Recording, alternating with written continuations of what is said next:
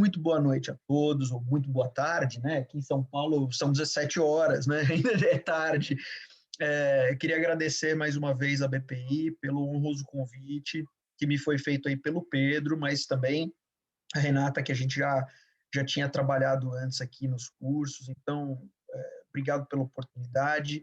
Eu sou Marcelo Crespo, eu sou advogado, professor, trabalho com direito e tecnologia. Eu costumo falar que eu sou o Jedi da proteção de dados, mas é só porque eu sou muito fã de Star Wars. Em qualquer lugar que vocês forem, vocês vão encontrar alguma coisa minha de Star Wars. O meu bloquinho de anotação tem a minha caneca, o meu casamento foi de Star Wars, e para não dizer, eu não sei nem se dá para ver aqui a foto, tem umas fotos aqui, vamos ver aqui. Ó, tem uma foto aqui, ó. Vamos ver.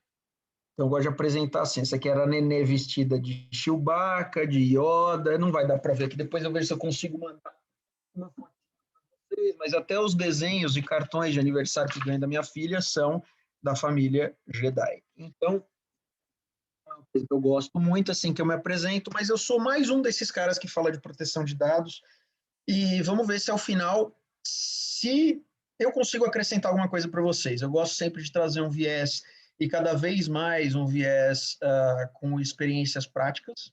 Eu tenho formação acadêmica, sim, fiz mestrado, fiz doutorado, tenho certificação internacional em compliance, blá, blá, blá.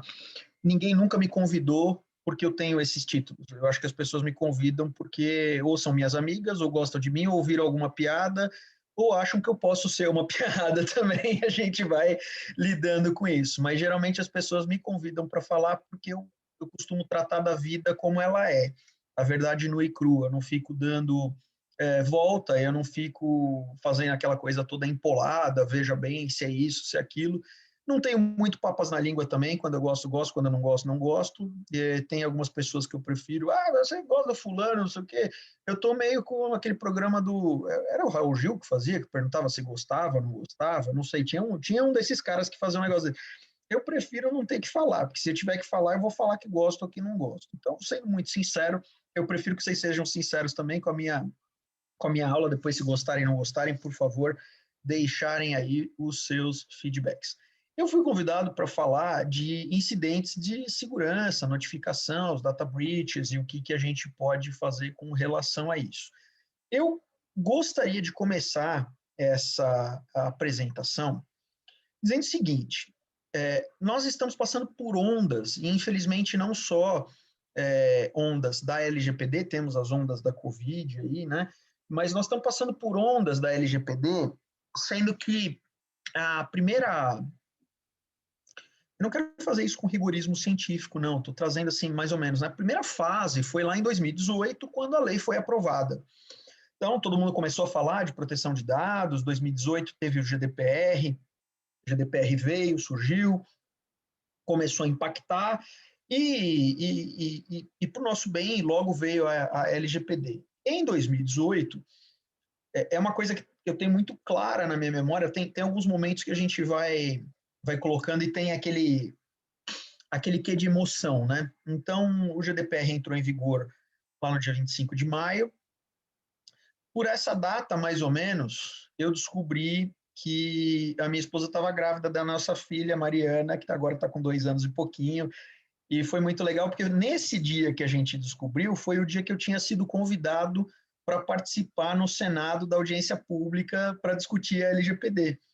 Então, foi uma segunda-feira que eu comecei avisando o pessoal lá no escritório: pessoal, tenho 2 boas notícias para contar.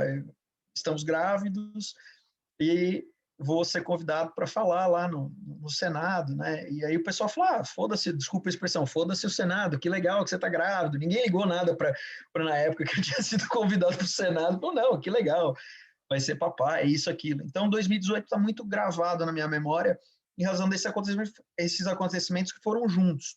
Veio uma onda dali, se começar a falar em proteção de dados, aquela coisa e tal, de LGPD, e aí o Temer aprovou a lei, mas ele sancionou, mas vetou. No final do ano, tivemos a tal da medida provisória 869, que criou a NPD, né? Depois foi convertida em lei. Então, um pouquinho desse contexto, eu acho que era, digamos assim, uma fase 1 da LGPD, vamos dizer, de, olha, agora temos uma lei, estamos num ambiente normativo regulatório. 2019 foi um ano que as coisas começaram a incrementar, né? Porque a gente estava no período de adaptação da lei, que se eu usar hoje com os clientes vacatio legis, os caras me batem, porque quem que fala vacatio legis? Vacatio legis, você fala Supremo Tribunal Federal. Se um dia eu for fazer a sustentação no Supremo, eu quem saiba, fale vacatio legis. Você vai falar com o CEO da empresa, você vai falar com o CFO, você vai falar com o diretor executivo de vacatio legis, o cara vai te olhar e falar assim, troca, essa consultoria não serve. O cara não tá, o cara veio falar latim, né?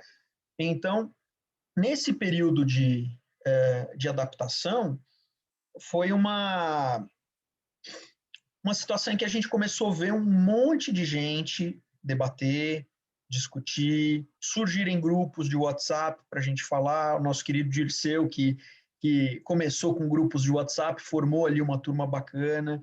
Só que, da mesma forma, essa segunda onda serviu como um impulso para outras ainda pessoas virem um pouco mais à frente e desenvolver um pouco mais o debate. E aí a gente começou a entrar talvez uma terceira onda, mais pelo ano de 2020, e até a gente chegar em 2021, que eu vou chamar de quarta onda, mas assim, sem rigorismo científico, só para eu ir pontuando algumas coisas aqui.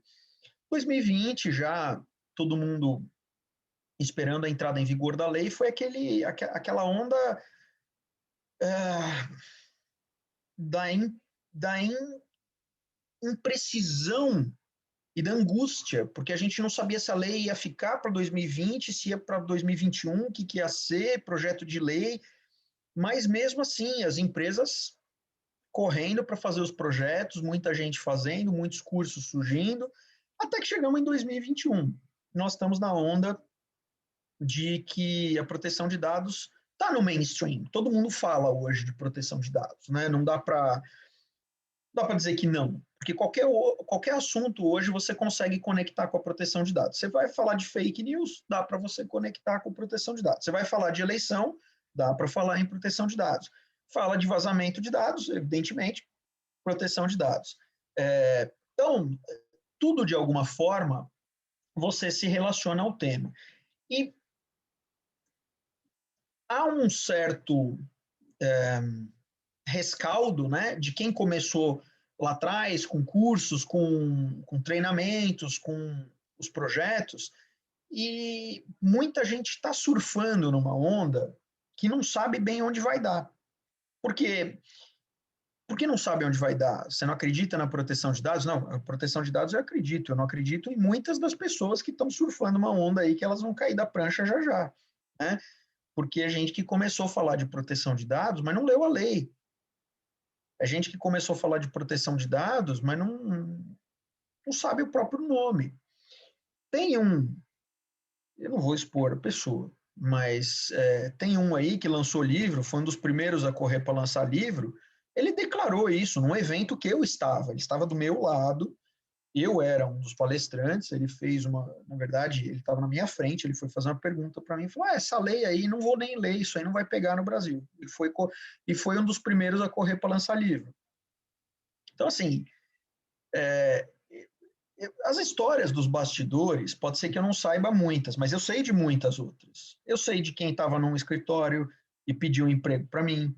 Eu sei de quem a gente convidou para vir trabalhar junto e esnobou, né?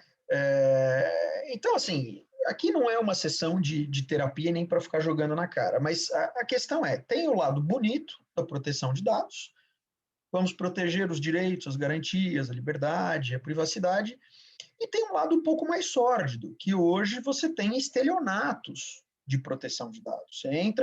Eu entro no LinkedIn, no Instagram, tem coisa que eu olho ali e falo assim, meu amigo, a vergonha é se vai passar no crédito ou no débito, né? Porque tem coisas ali que não dá, a pessoa, enfim, os plágios, né? A gente começou a ver plágio, gente que copiou a ementa de um curso e lançou como se fosse curso próprio, além daquelas pessoas que, eu vou ser seu coach de carreira. O que a pessoa fez a vida inteira? Foi servidor público a vida inteira. Vai ser coach de carreira na iniciativa privada? Porra, você está de brincadeira. né? Foi 30 anos juiz, 40 anos juiz, e agora você vai ensinar as pessoas a advogarem proteção de dados. Puta que pariu, desculpa a expressão, né? Então, assim, tem cada uma que, tudo bem, o golpe está aí, cai quem quer. Mas nessa de golpe, uma coisa que eu li ontem e na internet que me deixou assustado foi justamente essa questão de notificação para proteção de dados, né, dos data breaches. A pessoa falou assim, você está preocupado com incidentes de violação de dados? É muito simples. A NPD disponibilizou um formulário no website deles, eu estou até abrindo o website aqui, a NPD disponibilizou um formulário que é de super simples preenchimento para você comunicar um incidente de segurança.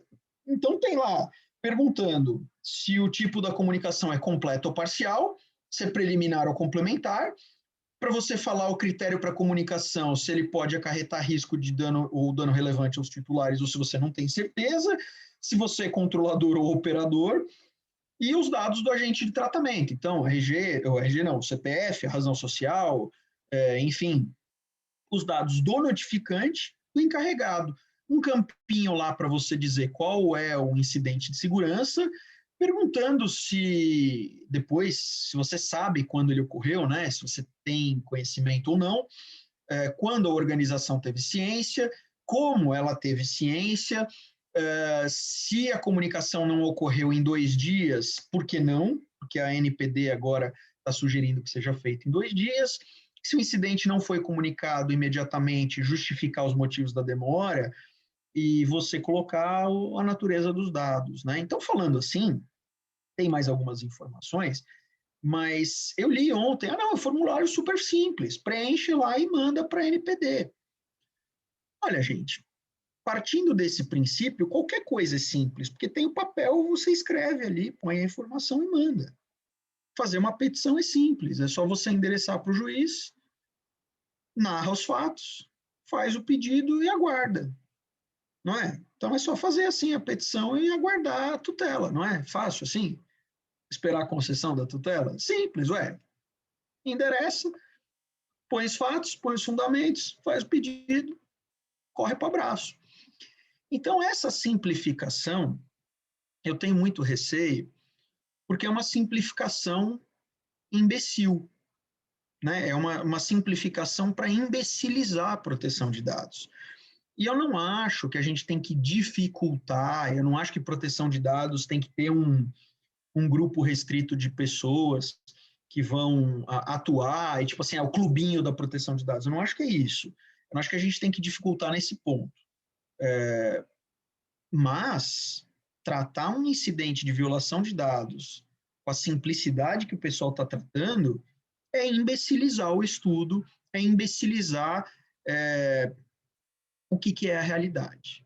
Então, a ideia hoje da gente bater esse papo é eu trazer algumas das minhas experiências práticas. Eu tenho slides, mas eu não coloquei ainda porque tem bastante coisa, eu vou compartilhar esses slides com vocês, fiquem à vontade, mas acho que o principal foco não é o slide em si. Eu tenho ali, eu estou colocando o que é gestão de crise, isso, aquilo, mas eu acho que se a gente sair daqui hoje pensando o seguinte, os problemas que a gente vai ter com incidentes de violação de dados, eles são muito maiores, muito mais complexos do que se possa imaginar. Se a gente conseguir sair daqui entendendo isso, está excelente. As pessoas estão achando agora, porque tem uma pessoa que vai lá no Instagram e tem 20 mil seguidores e está ganhando rios de dinheiro com isso, e não é problema nenhum ganhar rios de dinheiro, mas tratando o tema como se fosse uma coisa boba, dizendo que é só você preencher um formulário e mandar para a NPD. Senta lá com o executivo para ver se é assim que vai sair preenchido esse formulário. Você vai preencher em quanto tempo um formulário daquele ali? Eu já vou começar a contar umas histórias, mas o Pedro quer fazer uma observação, e aliás, eu vou aproveitar que o Pedro levantou a mão e dizer, não precisa levantar a mãozinha, vamos fazer o caos, abre o microfone, abre a câmera e solta o verbo, não precisa ficar levantando mãozinha aqui não, pelo amor de Deus, estamos entre amigos. Manda lá, Pedro. Não, Marcelo, que você estava falando super simplificação, né, dessa imbecilização da matéria, eu acho que é algo que todos aqui que trabalham com propriedade industrial estão acostumados. Durante muito tempo se falou que registrar uma marca no INPI é fácil, você vai lá, preenche o formulário, qualquer um faz. Depositar uma patente também, você vai lá, preenche, qualquer um faz. E em propriedade industrial já ficou claro para todo mundo aqui quais são os efeitos desse voluntarismo, desse eu vou lá, eu faço, eu aconteço. O cara perde dinheiro, às vezes perde a marca, o que não é tão dramático, mas às vezes perde uma tecnologia que poderia render por 20 anos de exclusividade e vai para o ralo, né? E eu acho que em proteção de dados a gente vai ver, já está vendo, de certa forma, e vai ver cada vez mais, muita gente perder muito dinheiro por um voluntarismo, por uma super simplificação bocó, imbecil, desnecessária da matéria. Vai lá, senta a bunda, estuda um pouquinho, não custa nada, você vai ver que compensa e traz resultado.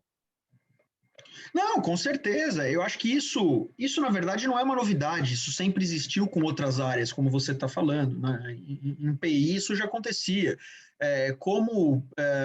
Eu posso trazer o exemplo de crimes digitais, que eu escrevi o meu mestrado sobre crimes digitais, publiquei lá em 2012.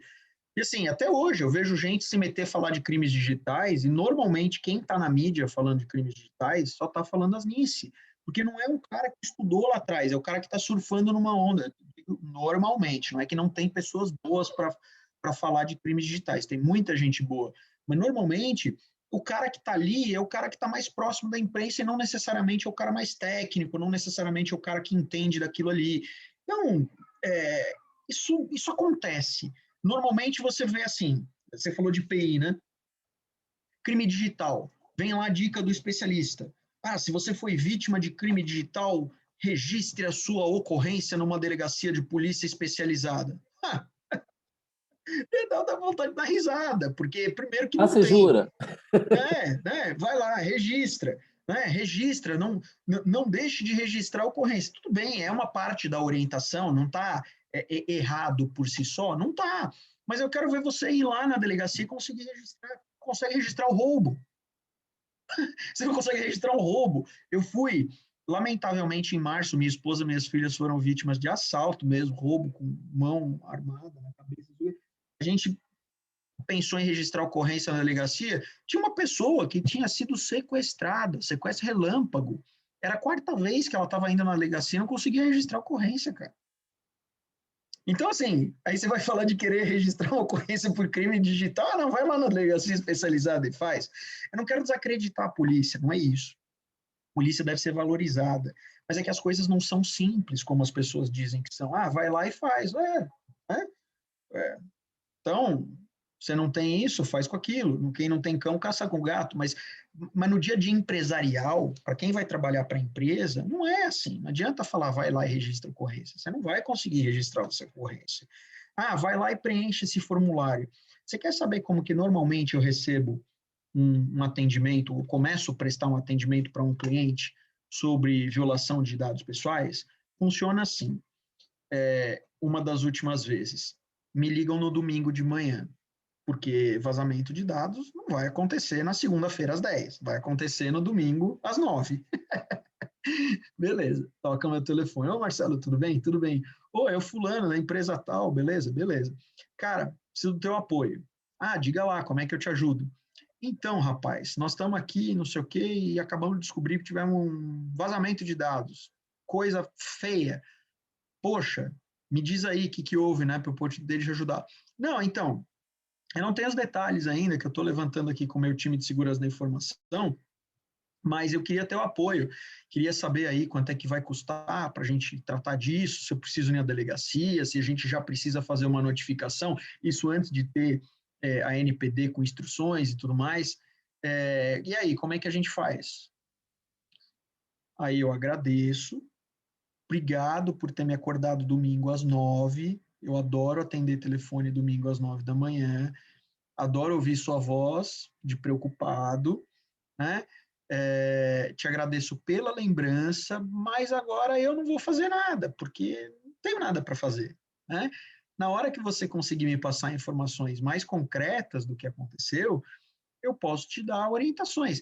Claro que, evidentemente, eu não falo isso para o cliente, mas é assim que chega um data breach para mim. Ou vocês pensam que chega assim, Marcelo, bom dia, tudo bem? Olha só, nós identificamos aqui internamente que houve um vazamento de dados e que aconteceu da seguinte forma: os nossos servidores estavam lá funcionando e de repente alguém veio, apertou um botão e fez assim, os dados vazados contêm dados da origem racial, étnica, inclusive o score de crédito, e nós inclusive já conseguimos verificar que houve a participação de um analista, um estagiário, e isso não existe. Não existe. Nenhum data breach acontece assim. E só acontece quando você não pode atender. Você pode ter certeza que se é para acontecer um data breach, vai ser assim, daqui a pouco toca meu telefone com alguém aqui, Marcelo, me atende, pelo amor de Deus. É no meio de uma aula, é no meio do banho, nunca é das 9 às 18. Nunca é. Para mim, nunca foi das 9 às 18. Então, a gente tem que tomar cuidado, porque senão essa imbecilização fica parecendo que você fazer uma resposta a incidente é você preencher um formulário. Só que por trás do preenchimento do formulário existe a realidade. Existe o que aconteceu e você sabe, e o pior, o que aconteceu e você não sabe. Porque o que você sabe, você anota, você registra e você lida com aquilo. E o que você não sabe, você faz o quê? Se você não sabe, você só vai esperar o raio cair na tua cabeça, ou na cabeça do cliente, ou de alguém.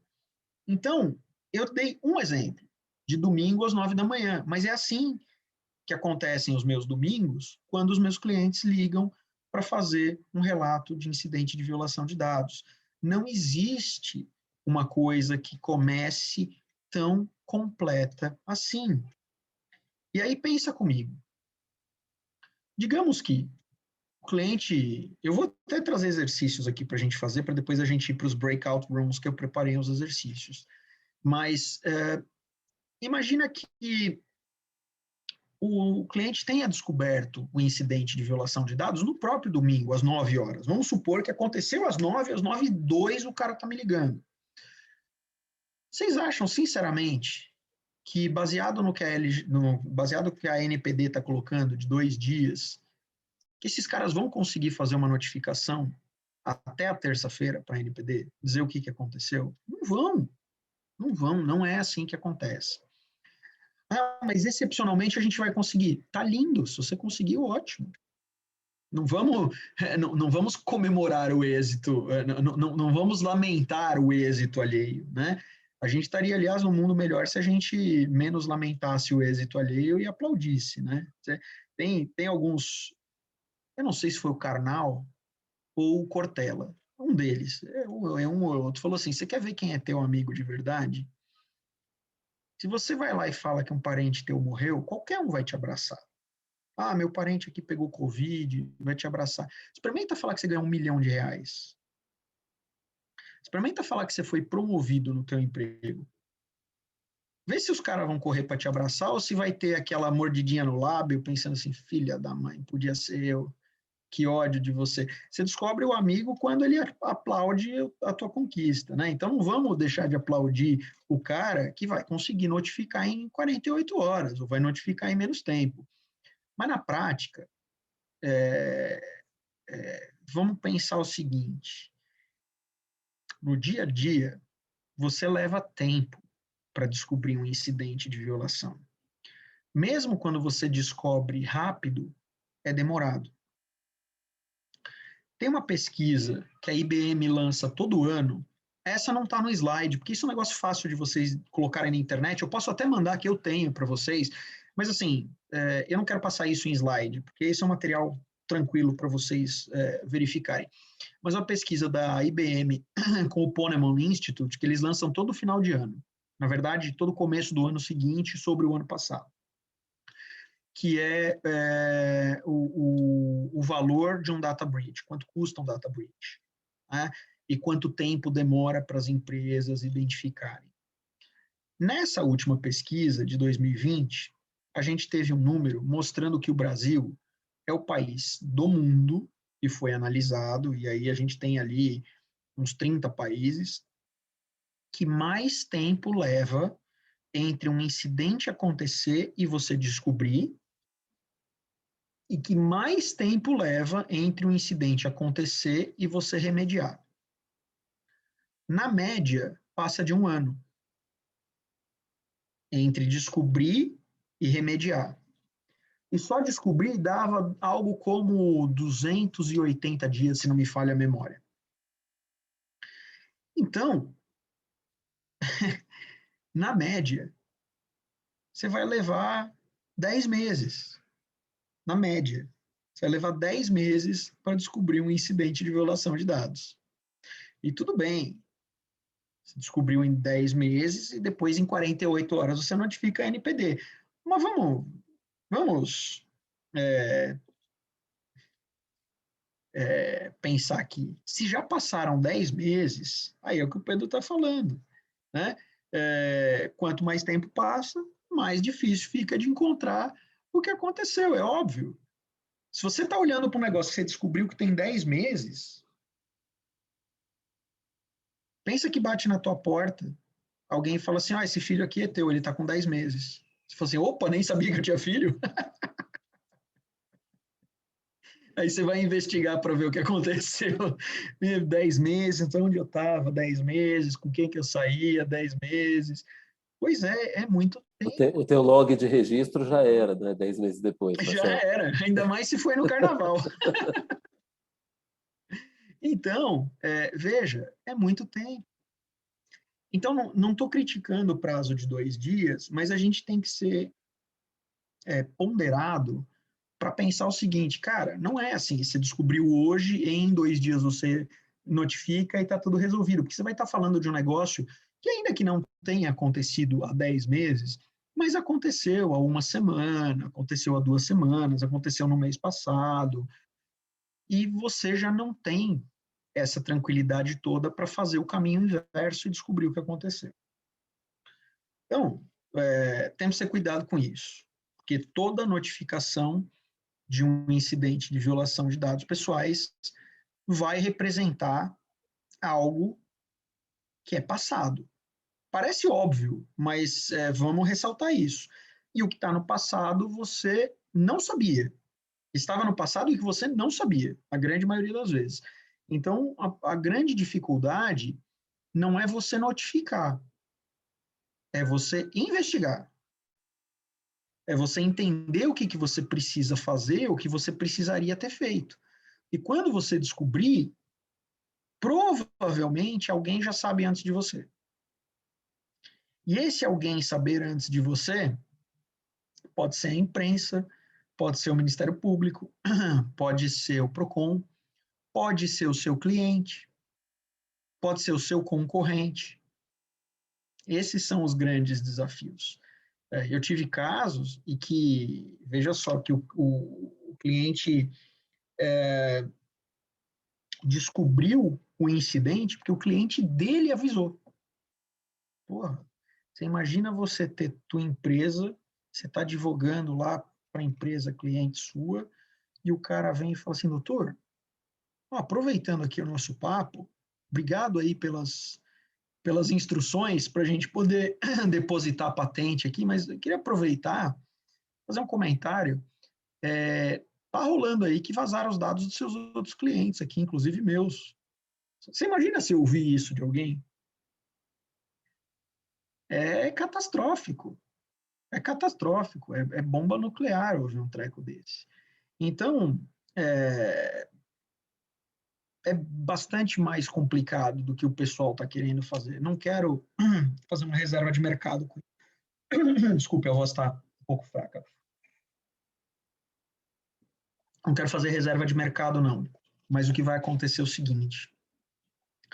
Eu, pelo menos, sempre tive o cuidado de não falar de coisas das quais eu não tenha estudado muito, e que eu efetivamente saiba. Por que eu falo de incidente de violação de dados pessoais? Porque eu trabalhei com isso muito antes de LGPD ser modinha. Eu fiz curso de segurança da informação muito antes de LGPD. Eu fiz em 2011 especialização em segurança da informação. Em 2010, eu fiz um curso no nic.br sobre incident handling, de como você fazer a gestão de um incidente de segurança da informação. 2010, eu estou falando de 11 anos atrás. E aí agora você vai pegar uns caras que estão falando de LGPD e falar, não, notificação é assim. Ah, não, incidente de violação é assado. Fala assim, meu amigo, na, na cronologia dos fatos, você está de fralda. Segura a onda aí um pouquinho. Porque eu não sou técnico em segurança da informação. E eu tenho a, a condição de humildade de falar que eu não sou e eu não vou resolver isso sozinho. Então, o advogado que não entender isso, ele vai se dar mal, porque ele vai querer dizer, eu faço, eu aconteço. Cara, calma. Você pode ajudar com a estratégia jurídica. Você pode ajudar. Sim, se você vai ajudar a dizer que precisa registrar uma ocorrência, porque vai, digamos assim, preservar direitos para você dar uma declaração, tem estratégias. Porque aí você não registra ocorrência, mas notifica a NPD.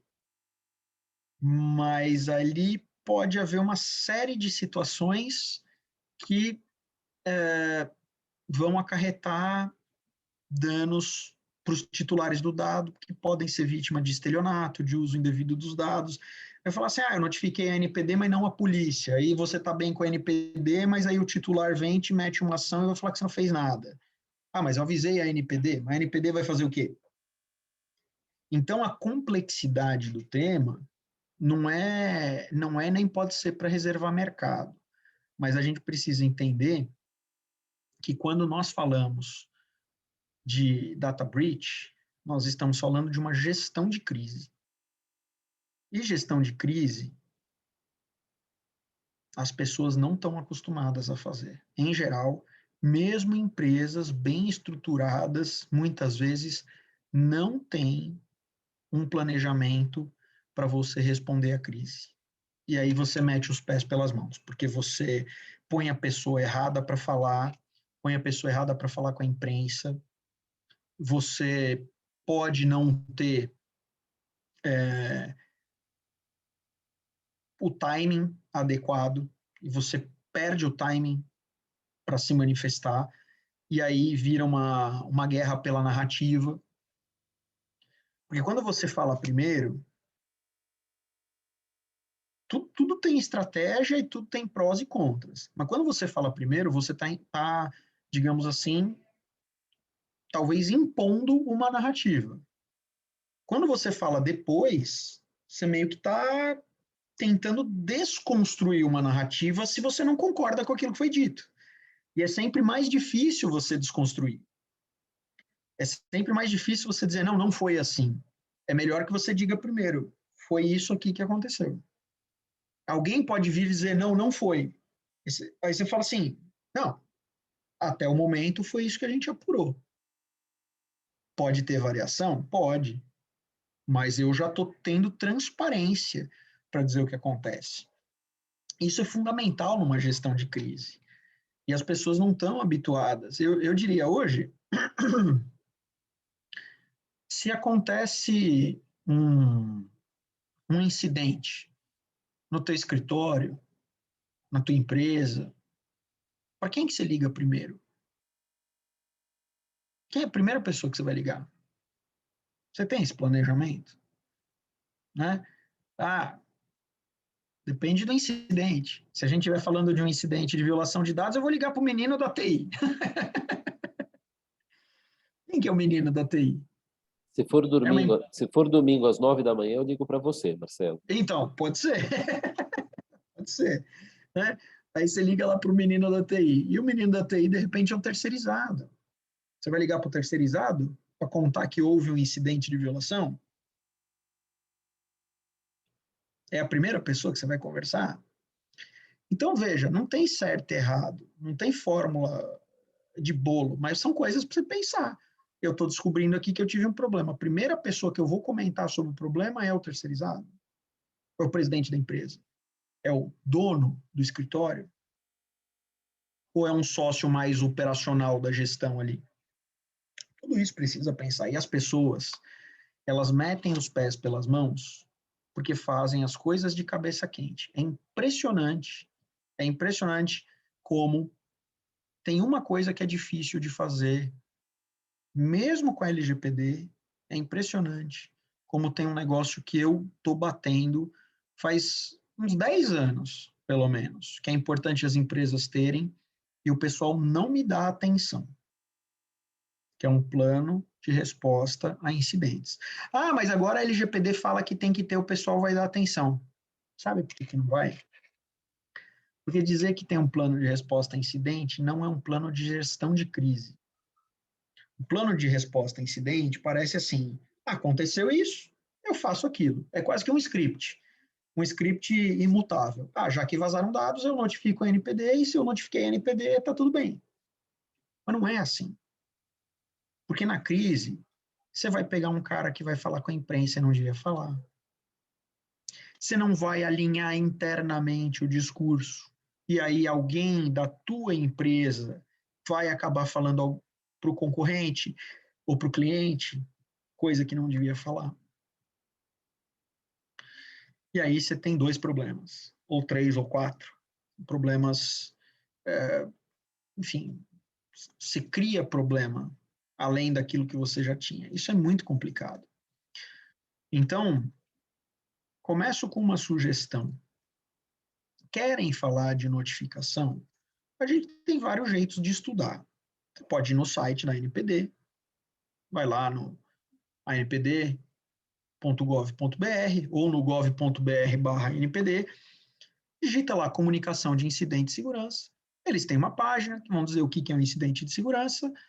Ah, se você quer fazer uma comunicação, tem ali acesse um formulário nesse link, você clica no link, abre um documento Word, como eu falei, com essas perguntas e respostas que eu comentei com vocês agora mesmo.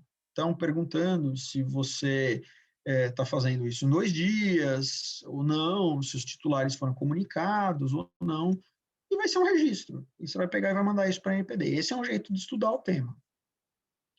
Cumpre a legislação? Possivelmente, sim, em termos de ANPD e LGPD. Né? Então, tem a página perguntando quem deve fazer comunicação, o que você deve comunicar, em que situações, qual o prazo. Mas, assim, é uma página que eu vou dizer assim, se a gente fizer a impressão dela, vai dar 2 laudas, essa página de explicações da NPD. Não tá ruim, não, viu? Não estou criticando, não. Acho que assim, tá sintético, mas tá um sintético objetivo, que é o que as pessoas precisam ter. Mas o ponto é que assim, e aí? Você vai sempre notificar? Ah, mas a lei fala que tem que notificar. Mas e se você não sabe se o incidente pode acarretar mesmo risco aos titulares? Então, se você está na dúvida, você tem 2 caminhos. Eu estou na dúvida e comunico, ou estou na dúvida e não comunico? Qual o risco que você vai assumir? O de estar na dúvida e comunicar, ou de estar na dúvida e não comunicar? Qual é o pró e qual é o contra? Então, deixa eu pegar os slides aqui. Falei bastante. Deixa eu dar uma compartilhada de tela com vocês aqui, para passar alguns dos slides antes que a gente possa seguir depois para os nossos exercícios. Então, vamos lá. Né? Primeiro, o que é fazer uma gestão de crise? Eu falo muito assim, gestão de crise, mas assim, o que é crise? Bom, a definição não é muito precisa. Né? Definir uma crise, você pode ter algumas variantes, mas algumas coisas para a gente ponderar aqui. Bom, é um evento significativo, veja que o significativo já tem uma imprecisão aí, né? O que é o significativo? Qual que é o tamanho dessa significância? Mas vamos lá, evento significativo iniciado interno e externamente, ou com um crescimento desproporcional de um incidente pequeno. Tá. Mas uma crise não encerra por aí, porque se ela não tiver repercussão nenhuma, não é uma crise. Você pode ter um evento que parece bombástico, mas não tem repercussão, né? Então, além disso, se tiver efeitos amplos pela organização, a gente pode dizer que é uma crise. Normalmente, vai ficar mais fácil a gente chamar de crise se tiver uma disrupção nos funcionamentos das operações, né? E se tiver o potencial de causar dano. Quer dizer, a disrupção não precisa ser total, né? Então, a gente pode falar de vários tipos de crise. Você tem desde crise reputacional, às vezes as pessoas não dão muito valor para isso, mas a reputação a gente passa a vida inteira construindo e de repente perde em pouco tempo. Tem crise financeira, crise tecnológica, crise operacional, crise legal. Às vezes elas podem estar correlacionadas. Pensa numa crise como nós tivemos lá nos terríveis acidentes de Mariana, né?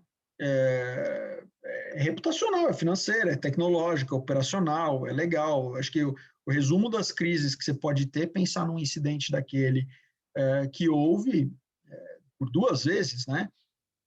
De desmoronamento, não me fugiu a expressão lá específica, mas aquilo tudo envolve todos os aspectos da empresa, porque operacionalmente você teve problema, tecnologicamente talvez não muito, mas aspectos financeiros sem dúvidas, e a reputação vai pelo vinagre, né? Então, o que é fazer um gerenciamento de crise? Bom, o gerenciamento de crise, acima de tudo, é um planejamento. É você ter steps, você ter script, você planejar. É um algoritmo, né? É você ter começo, meio e fim. Claro que podem ter variantes, mas você precisa ter um plano. Não ter um plano não é um plano. Às vezes uma não resposta é uma resposta, mas não ter um plano não pode ser considerado um plano. O meu plano é não ter planos. Isso você pode falar para alguém que é novo, que está na faculdade, um adolescente, alguém recém-formado. Meu plano é não ter plano. Beleza. À medida em que as coisas vão acontecendo, você precisa ter planos. Plano, que é uma gestão de crise, precisa envolver todas as áreas. Quando eu digo envolver todas as áreas, não é que você precisa parar a operação para discutir isso, mas você precisa pensar nas crises que podem acontecer e com muita atenção aquilo que você não imagina que aconteça. Você tem que pensar em algumas coisas absurdas, você tem que ter um protocolo meio para o absurdo, né? Não um absurdo, sei lá, vieram alienígenas e me sequestraram, não isso, mas você não espera que tenha um incêndio no seu prédio, mas pode existir. Você não espera que possa existir uma explosão de um computador, mas pode acontecer. Então, o difícil é você definir o que é a crise, né? E você não precisa ter isso escrito no papel, porque a crise ela vai começar a se apresentar e você vai ter que lidar com ela. Aí entra uma outra parte, um outro trabalho, e assim, eu não vou gastar tanto tempo com isso aqui agora, porque a gente está falando de incidente de violação, então tem alguma objetividade, você pode começar a pensar, a estudar assim, como é que eu começo a prever uma crise? Então, quais são os sinais que podem acontecer numa crise que deveriam me levar a uma atenção? Bom, isso é uma outra conversa, mas você precisa ter um plano, então, para quê? Para minimizar, para estancar, reduzir ou eliminar os impactos daquilo que aconteceu. Isso é gestão de crise. Uma crise corporativa, que basicamente é o que nós vamos falar quando tiver um incidente de violação de dados, elas colocam as corporações em situações extremas, né? Acabam testando a capacidade de preparação e organização. Por isso que não importa muito o porte da empresa, mas a organização que ela tem. Você pode ter empresas que não são tão estruturadas, mas, por incrível que pareça, por questões práticas, você consegue ali ter um planejamento de crise mais efetivo, né? Crise é o que vai colocar contra a parede os valores, a liderança e a reputação. Os valores, porque na crise você vai ver, é aquela fala, né? Você vai separar os homens dos meninos. Você vai ver quem é líder e quem vai receber o vada bordo esquetino. Vocês lembram do esquetino? Aquele, eu esqueci, acho que era Concórdia, Costa Concórdia, que acho que naufragou, acho que lá para os lados da Grécia, não me lembro, e o esquetino, que era o capitão do navio, pulou fora do navio, fugiu, o navio começou a afundar, ele foi o primeiro a ir embora. Aí ele tomou um xingo lá da capitania dos portos, falando, vá da bordo esquetino, assume o comando dessa birosca aí, você que é o capitão, cara. Né? Então, é o momento de testar, se você vai mandar um vada a bordo esquetino, ou se alguém bate no peito ali e fala, não, aqui é comigo, ó, é assim que a gente vai fazer, o planeja... E não pode deixar para fazer isso em cima da hora. Por isso que precisa ter o planejamento. E o exemplo é brilhante, Marcelo, porque o esquetino ficou famoso por isso. Quantos acidentes de navios aconteceram, né? E a gente não sabe nem o nome do comandante. Pois é, mas o O que esquetino ficou na tá história foi famosão. o esquetino, foi o cara que É. fugiu da raia ali. Pois é, então isso você testa a liderança, o valor, a reputação. Ali foi do capitão, mas de qualquer forma é da empresa para a qual ele está servindo, né? Então assim, a reputação vai junto, ele leva junto, né? Então fazer a gestão da crise, eu costumo dizer que é mais do que atuar no caso concreto, porque atuar no caso concreto todo mundo atua. Você tem que atuar, porque a bomba vai explodir. Depois que a bomba explodiu, alguém vai lá e vai jogar uma água, vai jogar um pó, vai tentar se afastar.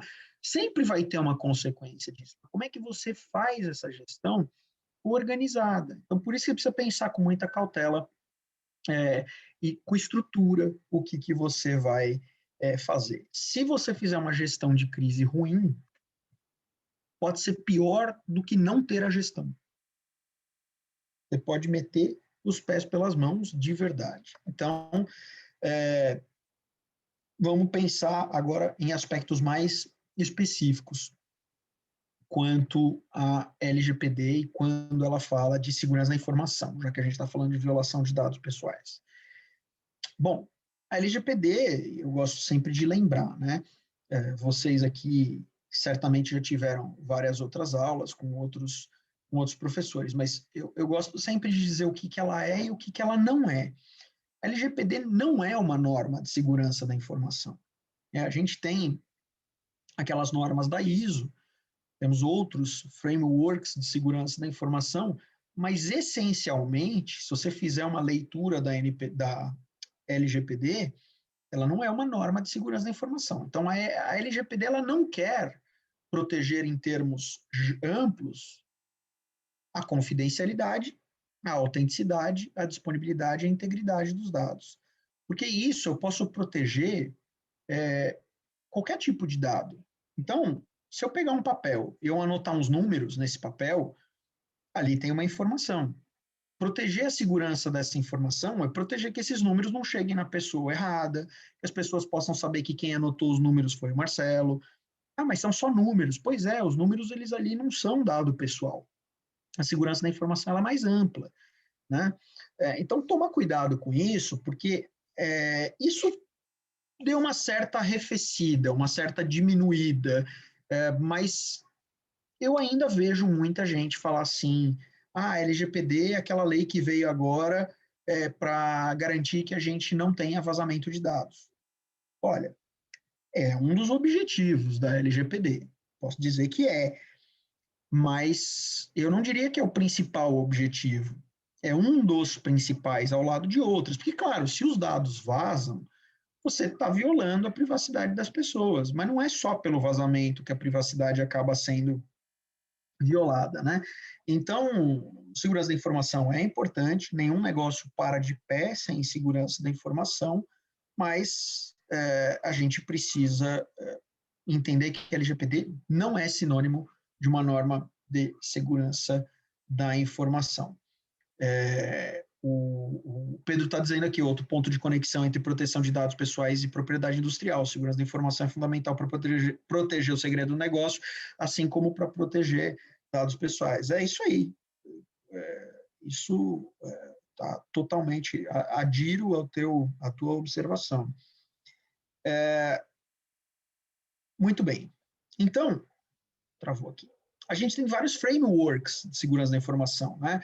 Aqui eu estou trazendo exemplos. A gente, lá nos Estados Unidos, o framework do HIPAA, que é o Healthcare Insurance Portability and Accountability Act, ele é levado muito a sério lá. É um framework que as empresas têm que ter muita atenção.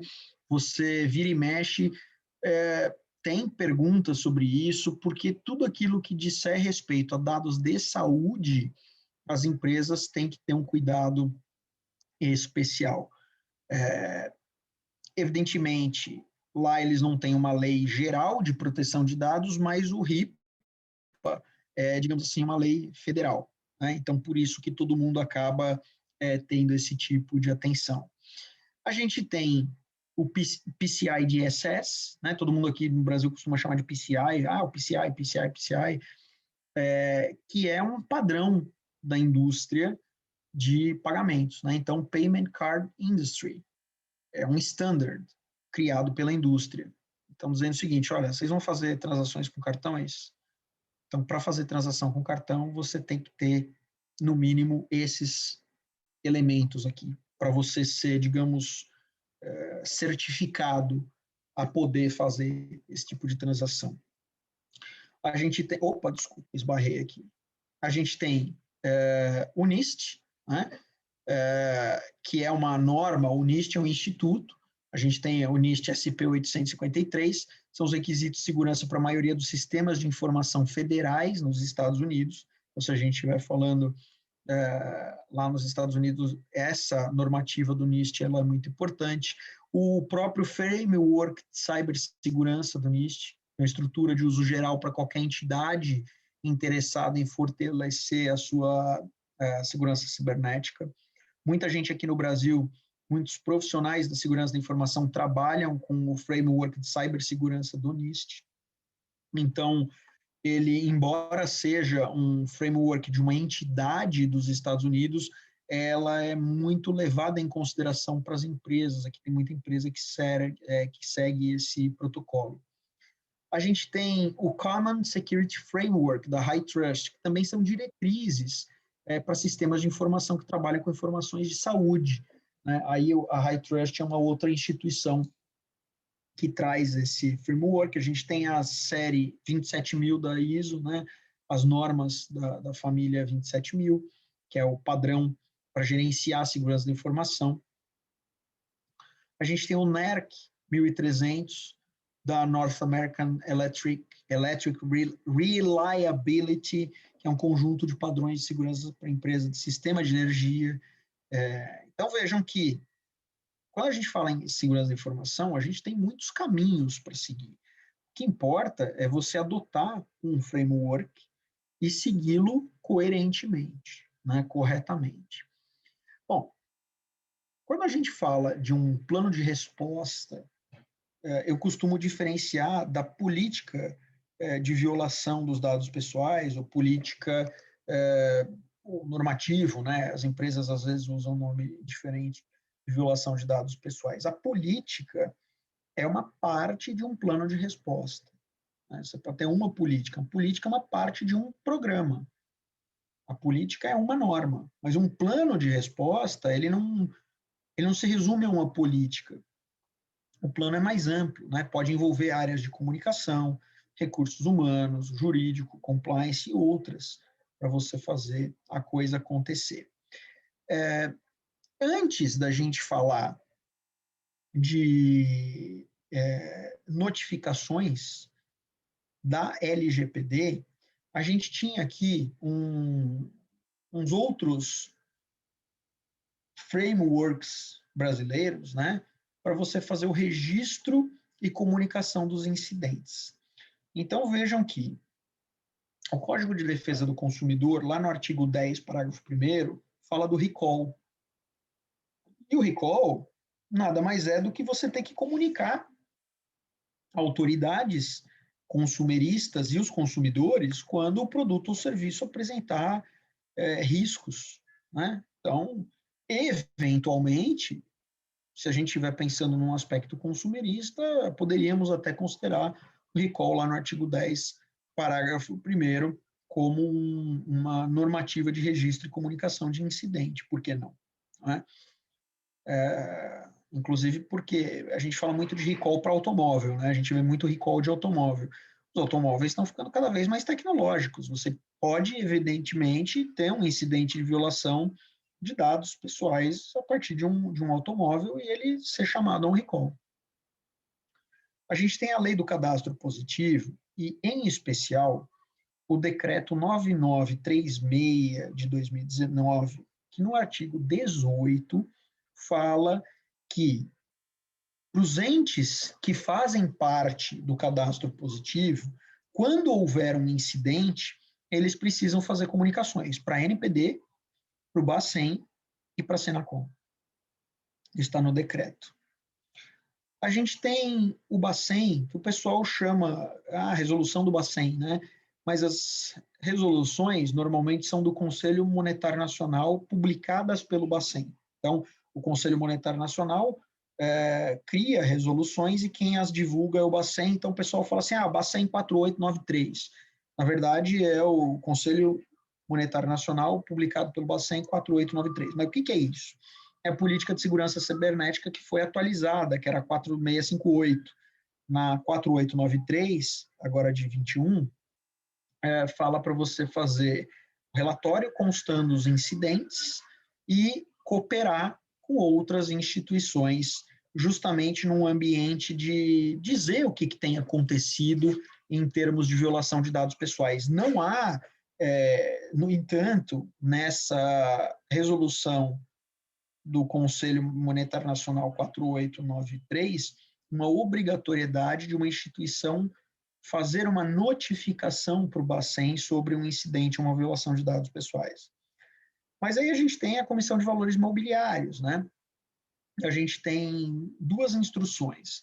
A CVM 505 foi atualizada pela 612 e a 358, né? E elas falam das obrigatoriedades de você comunicar um incidente todas as vezes em que houver aí a possibilidade de influenciar a cotação dos valores mobiliários ou a decisão dos investidores. Então, vejam que, quando a gente fala de violação de dados pessoais, eu tenho que dar uma pensada também nisso aqui. Né? Não adianta só eu olhar para a LGPD e falar assim, mas espera aí, tem dado pessoal, sim ou não? Vou notificar para a NPD, porque você tem que primeiro pensar se você vai falar com órgãos de defesa do consumidor, né? Se você está, então, prestando um serviço ou vendendo um produto, provavelmente você está abrangido pelo CDC.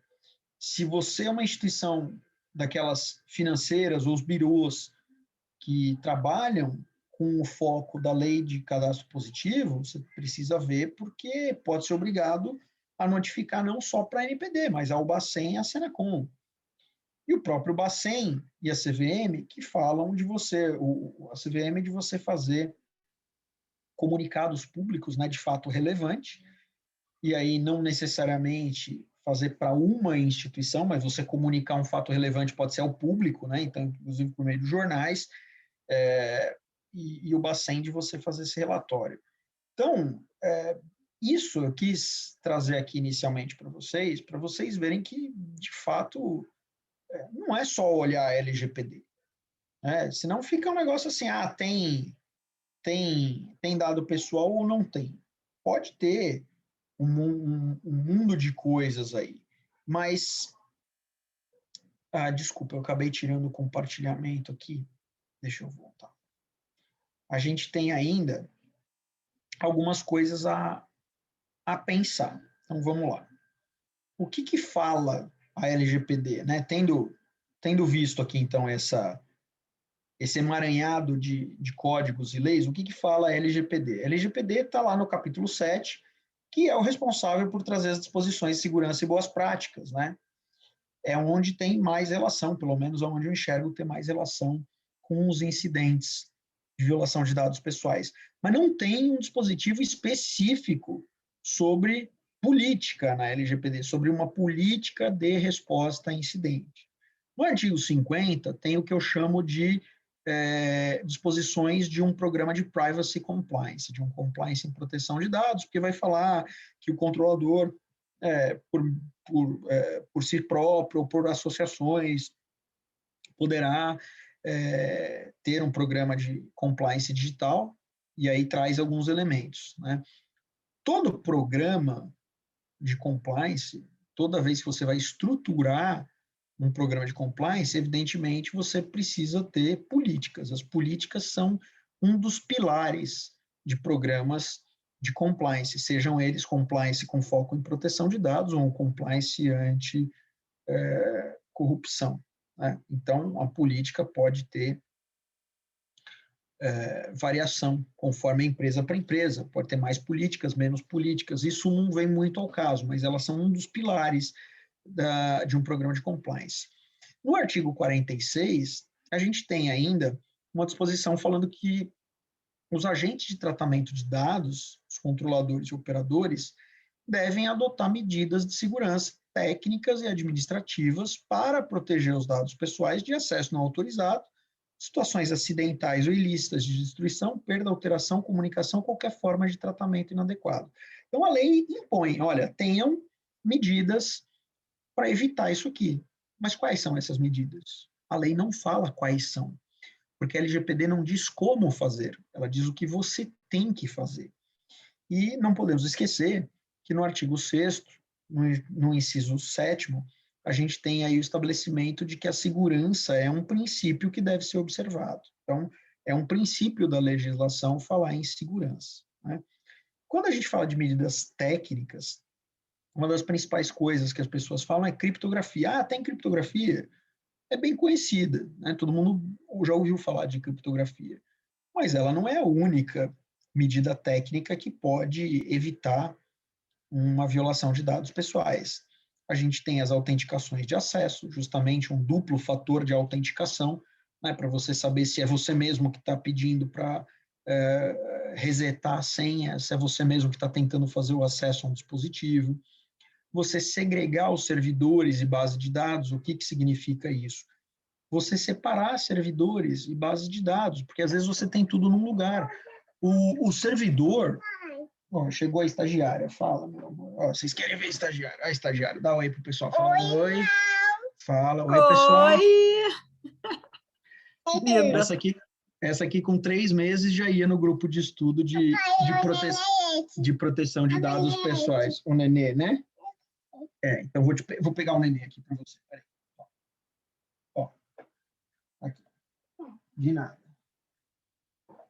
Já botei ela aqui para lapidar uns roupas e preparar umas notificações para a NPD, né? Tem que botar para trabalhar cedo. Até porque é fácil, né, Marcelo? É só preencher. É só preencher, então. Só dá uma caneta para ela, ela escreve lá e tá de boa. Ela vai preenchendo e entrega. Assina e entrega. Assina e entrega, isso aí. Dita para Siri. Você sabe que ela tem medo ela tem medo da Siri. Eu sei que você perguntou não por causa da Mariana, mas a Mariana ela tem medo da Siri. Às vezes eu chamo a Siri e ela fala, não quero a Siri, não. Ela não gosta, ela acha que tem uma mulher dentro do relógio aqui, não acha isso muito legal, não. Quando a gente fala da segregação de servidores e base de dados, os servidores e as bases de dados, vamos pensar o seguinte, é como se eles fossem o dinheiro. Se você coloca tudo num cofre e leva o teu cofre embora, você perdeu tudo. Por isso que se fala em segregar, que é separar. Você tem um pouco de servidores num lugar, poucos servidores no outro, uma base de dados num lugar, base de dados no outro, e redundância, que é uma das coisas que às vezes as empresas não têm, por incrível que pareça. Então, se você tem um comprometimento do servidor ou de uma base de dados, acaba sendo um incidente de violação se você não tem como fazer um backup, né? Se você não tiver como fazer o restore daquilo ali. Além disso, as medidas técnicas podem ser o que a gente chama de pen tests, que são os penetration tests, né? As tentativas de invasão. Normalmente você contrata uma consultoria especializada em segurança da informação e os caras, eles começam a verificar os teus sistemas e, claro, por técnicas e softwares e observações a partir de lugares específicos, você começa a ver se tem ali alguma porta aberta. Então, medida técnica, essas são algumas, mas elas não se esgotam aqui, e ter a criptografia não impede que o dado seja vazado. Se ele está criptografado, e se ele for vazado, ele não vai ser acessado. Mas a questão é que nem toda empresa criptografa o dado. Aí você precisa começar a entender de criptografia. É um ponto um pouco mais complexo, porque você pode ter criptografia na sua operação, mas não ter criptografado o dado, você ter o canal criptografado. Então, imagine como se você tivesse uma estrada e o seu carro. Quando o carro passa pelo túnel seria o canal criptografado, mas o carro não é criptografado. Ele saiu do túnel, você consegue ver qual carro que é. A mesma coisa pode acontecer com as empresas. Você pode utilizar um software em que há criptografia na comunicação, mas não na base dos dados. E por que isso acontece? Questões operacionais, questões de recursos. Você fazer criptografia num banco de dados custa caro e pode tornar o sistema, torna o sistema mais lento. E você precisa de operação, transação. Então, normalmente você não vai ter bancos de dados integralmente criptografados. Normalmente você vai ter túneis de comunicação, portanto, canais de criptografados. Ainda sobre medidas administrativas, a gente pode ter aí a redação e implementação das políticas, né, normas e instruções, os contratos e cláusulas específicas para a proteção de dados, capacitação, comunicação. Comunicação é muito importante, porque o departamento de comunicação ele deve servir para unificar as versões, né, as teses internas do que se vai falar.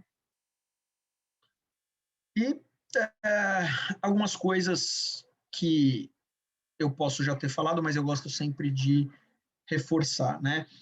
O papel da política, quando a gente fala de uma política, a política sozinha, ela quer proteger a corporação, os colaboradores, os terceiros, com um conjunto básico de direcionamentos, mas uma política sem um plano de ação, uma política sem pessoas para fazerem ela funcionar, ela é só mais um papel. Então, hoje, não necessariamente algo com relação à política, mas veja como a mentalidade das pessoas, às vezes, é completamente equivocada sobre uma organização corporativa. Hoje eu tive que discutir com o cliente, porque nós estamos começando um projeto de adequação LGPD, e todo começo de projeto eu faço com as áreas que vão ser mapeadas, entrevistadas, um kick-off, justamente para explicar para eles, para trazer um contexto, né? O cara falou, não, aqui a gente não tem tempo para palestrinha, nós vamos direto para a entrevista. Eu tive que ouvir isso do cliente. Aqui a gente não tem tempo para palestrinha, nós vamos direto para as entrevistas. E, bom, eu poderia ficar puto dizendo assim, você está me chamando de palestrinha, já que a apresentação é minha ou não é? Mas não, o problema não é eu ficar puto, o problema é que o cara não sabe o que é o projeto de LGPD, ele contratou, mas não sabe. Então, a cultura, o aculturamento, ele é muito importante, porque você pensa que as empresas querem, mas quem é a empresa? Aí você fala assim, as empresas querem. Empresa quem? A empresa é feita de pessoas. Quem está com a mão na massa no projeto faz ou não faz. Não adianta falar, a empresa é boa. Às vezes a empresa é boa, mas você tem um imbecil ali na ponta que está cuidando do projeto, né? Como a empresa pode não servir e você ter ótimas pessoas que estão trabalhando lá. O vice-versa funciona. Mas então, política sozinha não resolve. E tem muita empresa que eu já prestei serviço, mais no passado, mas algumas mais recentes, que acham que você ter o documento ali resolve. Não vai resolver. Se você não adequar com aculturamento, é a mesma coisa que nada, é queimar dinheiro, né? Então, por isso que as políticas não garantem que as pessoas vão tomar as melhores medidas e as mais adequadas. Sabe por que não? Porque a política é a lei interna da empresa. Mas, se você esquecer as leis internas da empresa, a gente tem leis no Brasil. E as pessoas não cumprem as leis, cumprem? Muitas não. Você fala assim, mas não tem a lei obrigando? Tem, mas não tem gente que diz que tem lei que pega e lei que não pega? Por que não vai ter política que pega e política que não pega? Por que uma lei pega mais do que outra? Porque tem fiscalização, porque tem conscientização. E mesma coisa dentro da empresa. Não adianta você falar assim, então eu vou pôr aqui uma punição muito grave. Por isso que, fugindo do assunto, a gente chega nos debates que às vezes não leva a lugar nenhum. Vamos criar a pena de morte no Brasil. Pode pôr lá a pena de 3 mortes, você mata o cara 3 vezes. O cara que está na vida louca, ele vai continuar na vida louca. Não vai deixar de estar na vida louca porque tem pena de morte, porque esse cara é perdido por 1, perdido por 3. Né? Então, tem que aculturar. E plano de resposta a incidente tem que estar aculturado. Então, precisa ir com os outros pilares de um programa de compliance.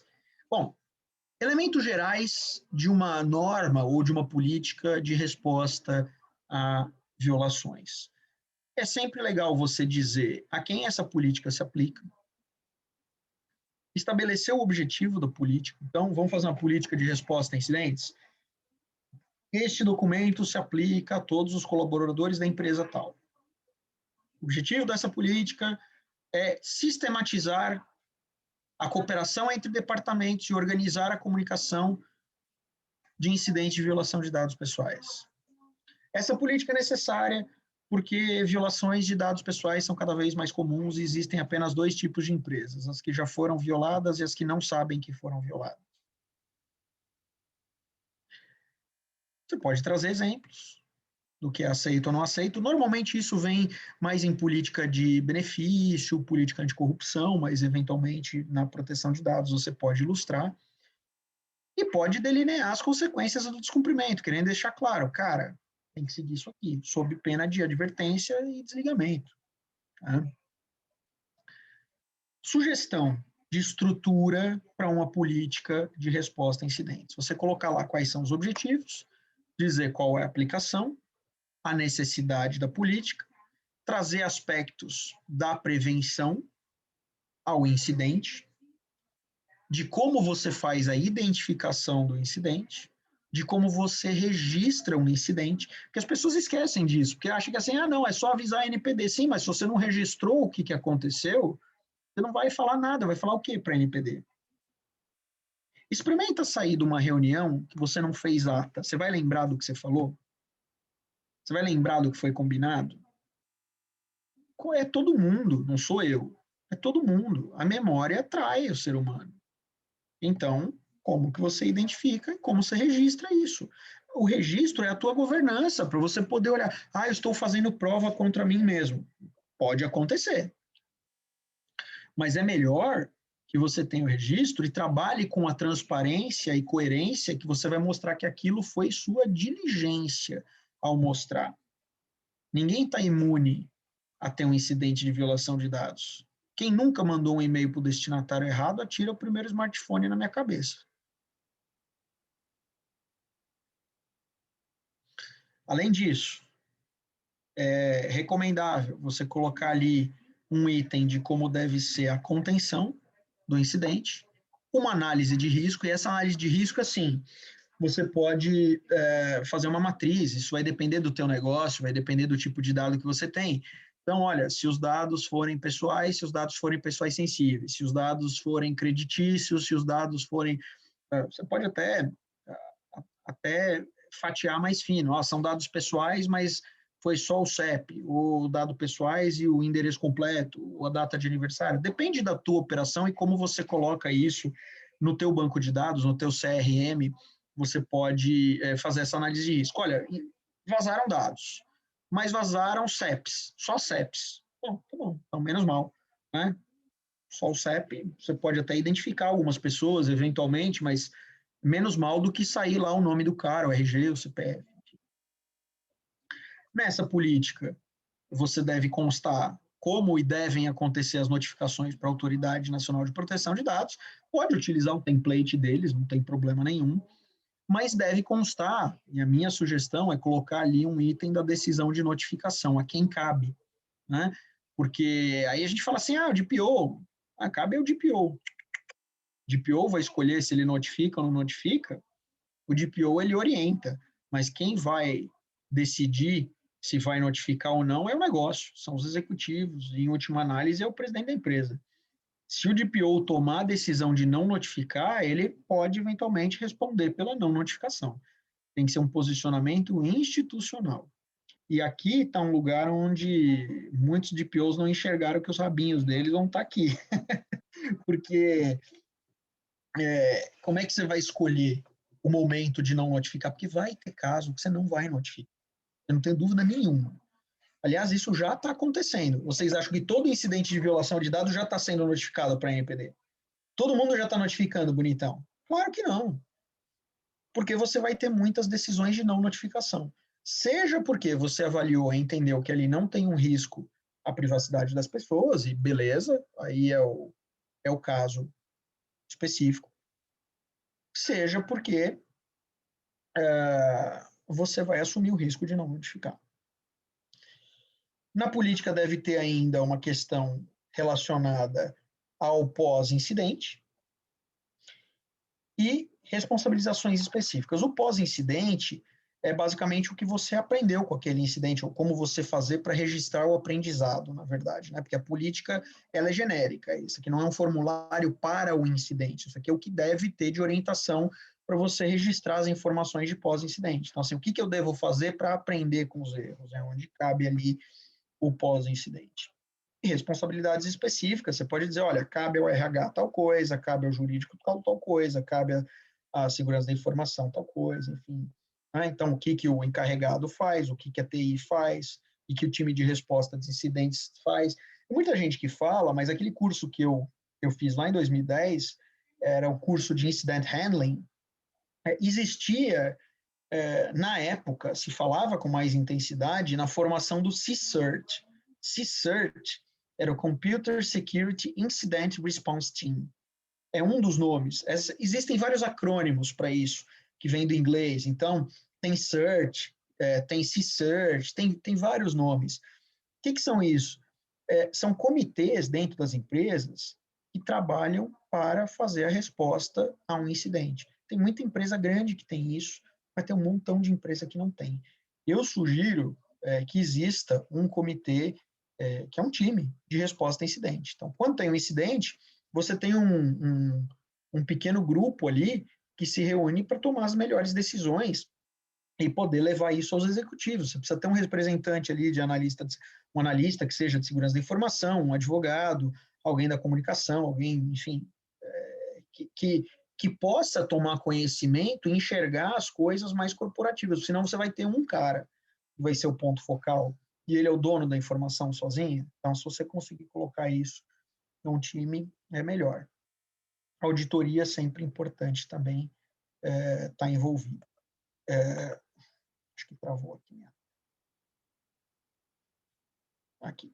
Bom, dicas. Jamais esquecer, né? Não tem uma solução única para cada gerenciamento de crise, né? É sempre importante você imaginar e analisar os cenários possíveis, preparando-se sempre para o pior. Isso não é ser pessimista, isso é você preparar para lidar com a situação, torcendo para que ela não aconteça, né? Por que você tem um extintor de incêndio no prédio? Não é porque você está torcendo para ter um incêndio? Não, está torcendo para não usar o extintor, mas ele tem que estar ali. Né? Por que tem que ter uma ambulância em determinados lugares? Para poder socorrer as pessoas. Mas você está torcendo que a pessoa se machuque? Não. Mas se acontecer, você está torcendo para aquilo não ficar ali. Você fica torcendo para o bombeiro nunca sair do quartel, né? Nunca sair da unidade, mas tem que ter. E pensar, puxa, mas e se acontecer isso aqui? Eu tenho condição de resolver? E nunca subestimar os problemas, porque é aí onde acontecem as piores cagadas de incidentes, é você achar, isso aí é bobaginha. Isso aí é bobaginha, é onde o gato sobe no telhado. Numa gestão de crise, você precisa ter agilidade, é sempre fundamental, mas agilidade sem afobação. Então, tomar cuidado. Ser ágil não é ser afobado. O afobado sai falando o que não deve falar. Ágil é quem é que vai falar e já tem que falar sobre isso. É você organizar e deixar as coisas preparadas, né? Ser ágil não é tomar uma decisão impensada ou precipitada, né? E toda gestão de crise, você tem que ter alguém ali, provavelmente o CFO, que vai ter que abrir o cofre, porque precisa dar recurso, precisa liberar recurso para poder fazer as coisas acontecerem. Vai precisar comprar coisa de última hora, vai precisar contratar de última hora, vai ter que contratar, assim, uma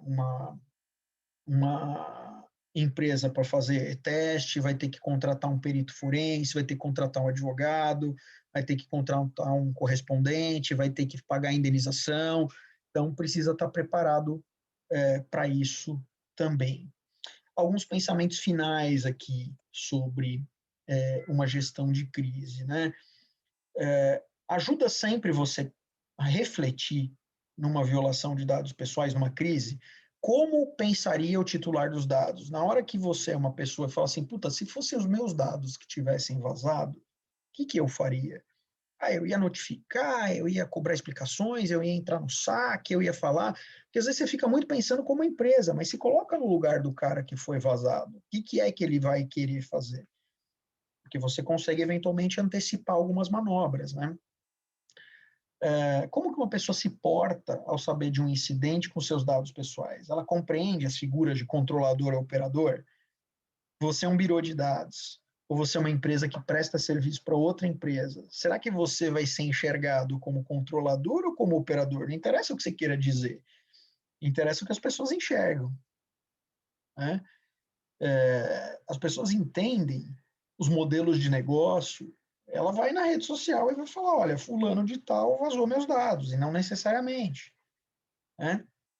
Você tem que estar preparado, inclusive, para tomar tiro de quem você não espera. Se você, não, o cliente não é meu, não é seu, mas ele vai te xingar também. Na hora de xingar, ele xinga junto, né?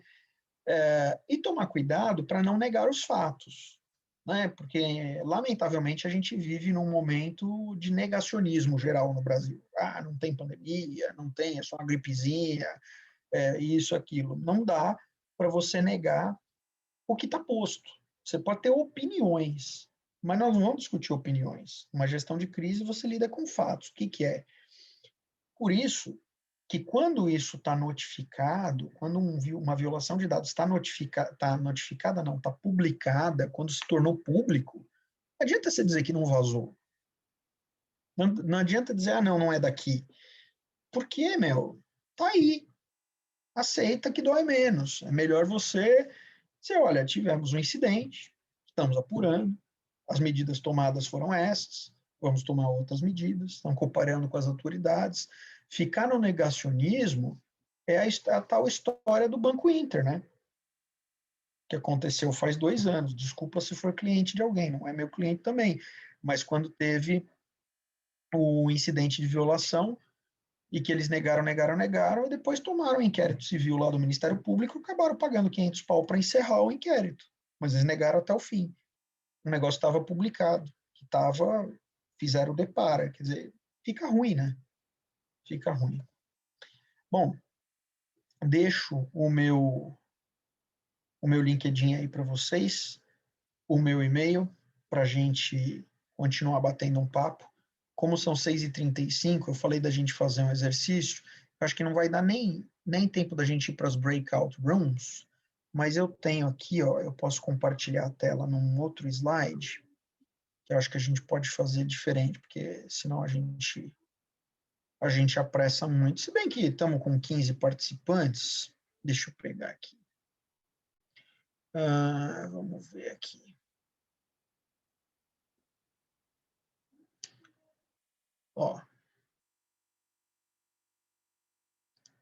Eu vou fazer o seguinte, eu vou colocar o exercício aqui. Acho que, como não estamos com tanta gente, dá para a gente fazer um exercíciozinho juntos aqui.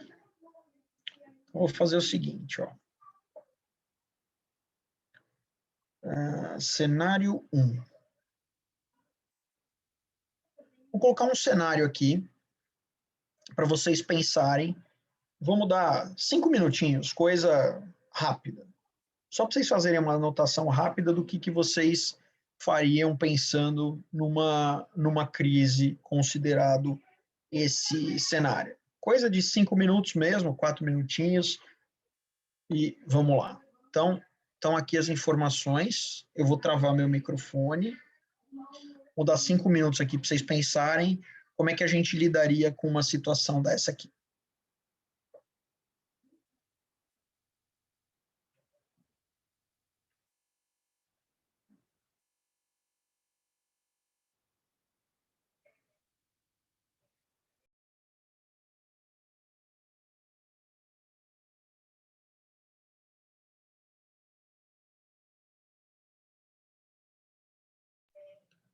Conseguiram anotar alguma coisa, desenhar alguma coisa de atividades que poderiam ser feitas num caso desse? Esse é um caso real meu.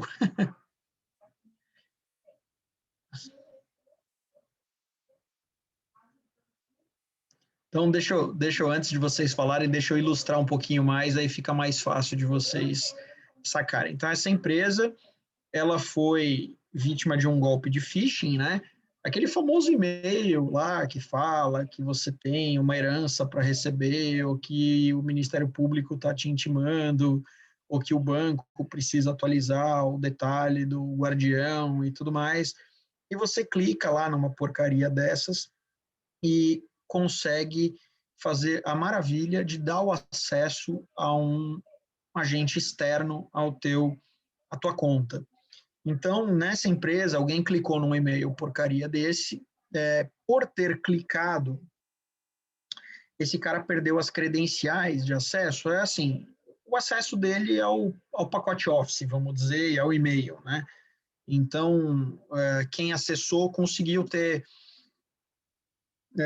atingir aí Excel, PowerPoint, e-mails, documentos do Word, mas os caras não entraram, digamos assim, no servidor dessa grande empresa. Não é que os caras pegaram todos os dados lá, mas é mais ou menos como se alguém tivesse entrado no meu e-mail, no meu e-mail corporativo. Alguém entrou lá e, bom, você imagina que é um baita de um problema, né? O cara pode ver minha comunicação, enfim.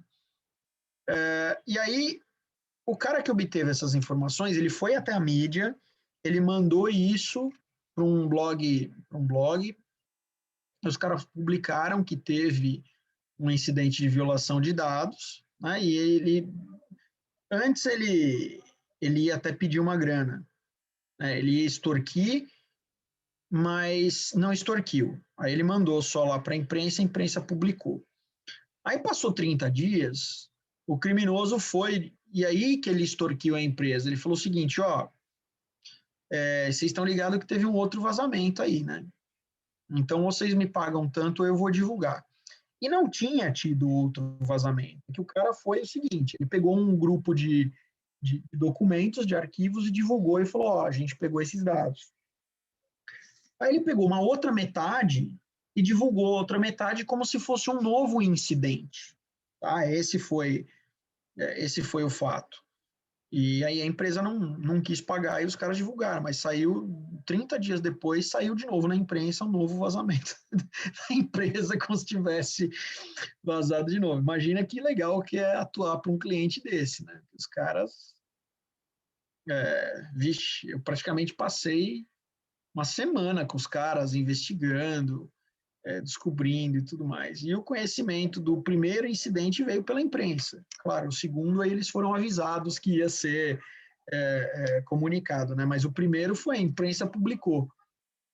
E se bobear, eu fui um dos primeiros a avisar o cliente, porque eu vi isso na imprensa e eu acionei o jurídico, porque já era cliente nosso. Falei, escuta, vocês estão sabendo disso aqui, não? Então, acabamos de saber e tudo mais. Falei, pois é. E aí, o que a gente faz num negócio desse? A gente sai, registra ocorrência, a gente notifica a NPD, a gente faz uma oração, sei lá.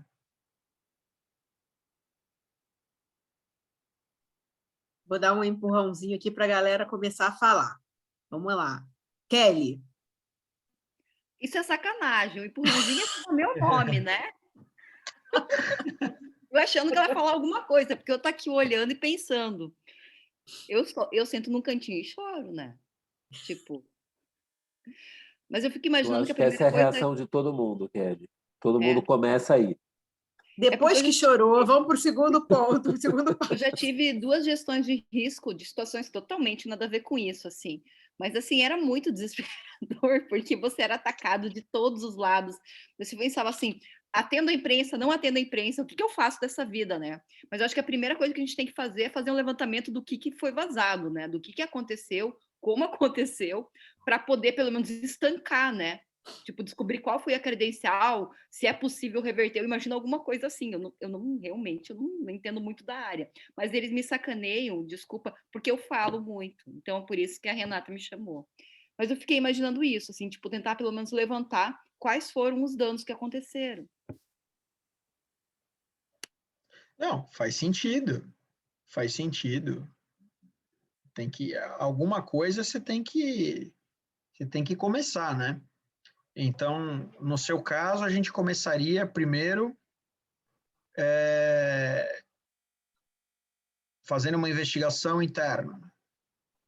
Ah, digamos assim, não é uma coisa de cada vez, né? Primeiro uma, depois outra. Você faz uma investigação, talvez solta uma nota pública para a imprensa de que está apurando, alguma coisa nesse sentido. Você vai acalmando os atores, informa eventualmente para quem teve os dados vazados de que aconteceu e que é para cuidar, mas está tomando previdências, eu não sei. Providências. Então, mas vamos lá. Vamos ouvir os demais antes de eu Carlos trazer Henrique. outros comentários aqui. Vamos lá. Quando ela tinha comentado a primeira opção, eu tinha pensado nessa segunda, seria tentar levar como se fosse uma resposta à imprensa, né?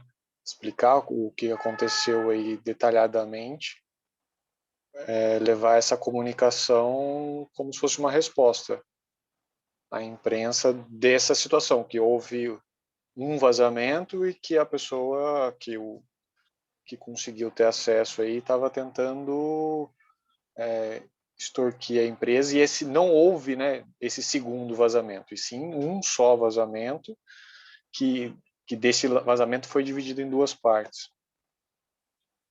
Uhum. Quem mais?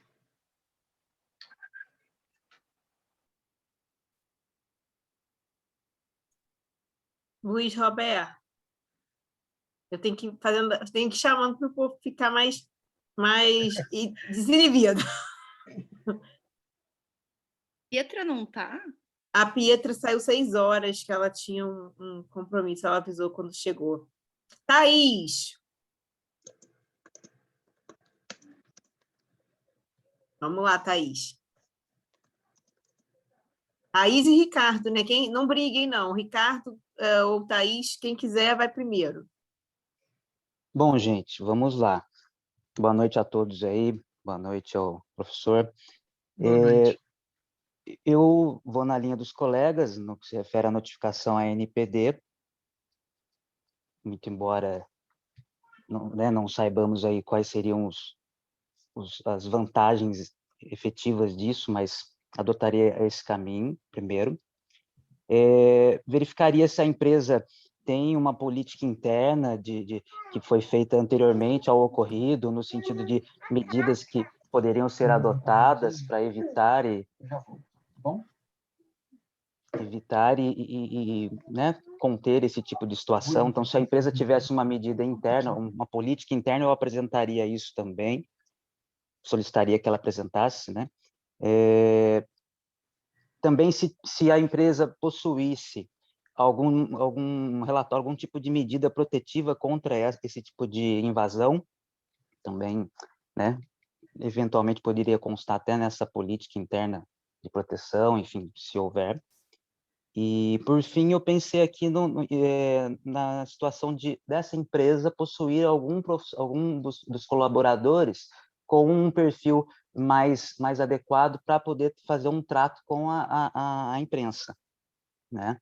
E passar as informações de forma correta junto da imprensa, né?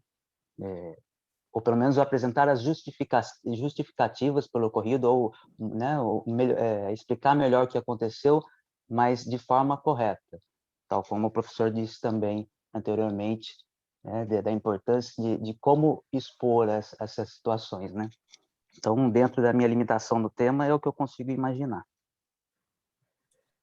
Muito bom. Antes de devolver a palavra para o Marcelo, eu vou ler aqui a sugestão da Thaís, que eu achei interessante. Eu acho que a gente teve dois caminhos desenhados, né? Um que foi para a identificação do problema e outro que foi para o esclarecimento do problema para a imprensa.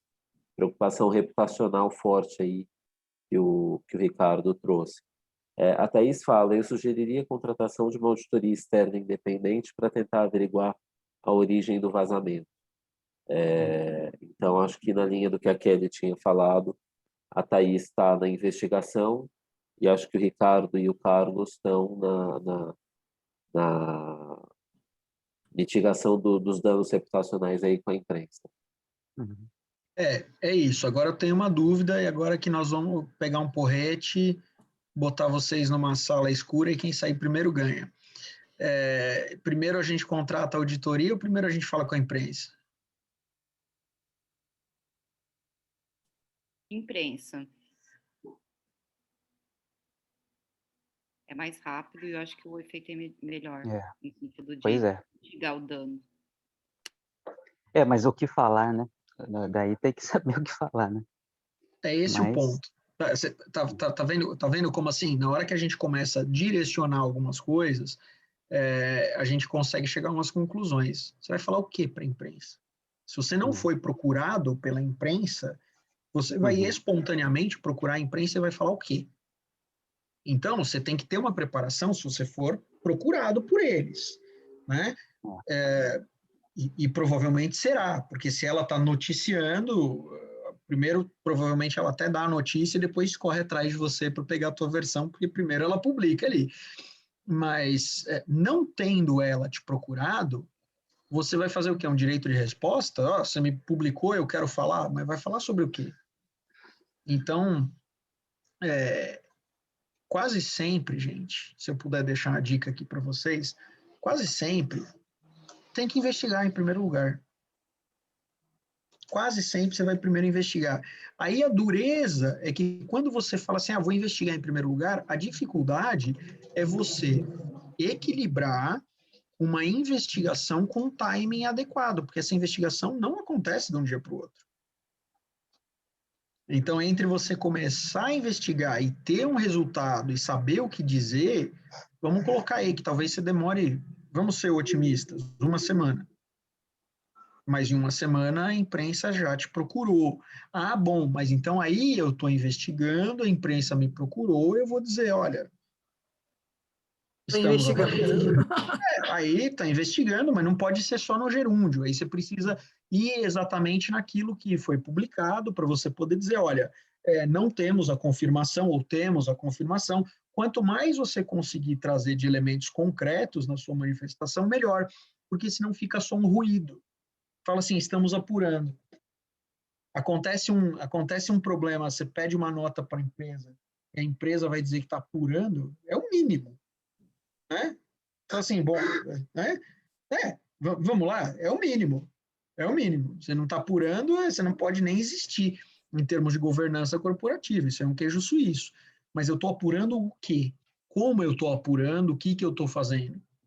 Então, talvez o caso, veja só como você vai colocando variantes, talvez o caso, a depender como eles foram extorquidos, aqui eu trouxe a informação do extorquido, não estava aqui para vocês. Como foram extorquidos, talvez você ia assim a uma delegacia de polícia registrar uma ocorrência e dizer, eu sou vítima de crime. Porque aí você, mas não é que a polícia vai investigar, mas você está construindo a narrativa de que você é vítima de crime, entende? É mais nesse sentido do que você esperar que efetivamente a polícia vá conseguir ter uma investigação ali pronta, não é para isso. Mas se você vai e declara, porque a sua declaração não é prova, é uma declaração. Se eu declarar que eu fiz tal coisa, isso não prova que eu fiz tal coisa, é uma versão. Mas você formaliza isso e aí você tem o início de uma pista que você vai pavimentando, né? Diga lá, Pedro. Quando eu preparei aqui, eu fiz o exercício como todo mundo, tá, gente? Eu peguei caderninho, caneta e fiz a lição de casa. A minha primeira preocupação foi com fechar a torneira. Então, o que eu sugeriria de imediato seria um reset de todas as credenciais de acesso, porque o cara estava com a senha, ele conseguiu uma senha e estava com a senha no poder dele. Então, ele poderia continuar acessando aqueles documentos lá daquele funcionário ou os documentos que aquele funcionário tinha acesso na rede. Então, reset de todas as credenciais de acesso, implementação de autenticação de 2 fatores, senhas fortes e temporárias, que também é algo fácil de fazer, rápido de fazer, e, por último, uma revisão das credenciais de acesso de cada um dentro do sistema interno. Então, sei lá, o cara do financeiro não precisa ter acesso a outra área, mesmo nas áreas comerciais. Pensando no escritório, né? No meu escritório, o cara de marcas não tem acesso à rede de patentes e vice-versa. Então, isso também já, no caso de uma segunda invasão, você limitaria o tipo de informação que o invasor teria.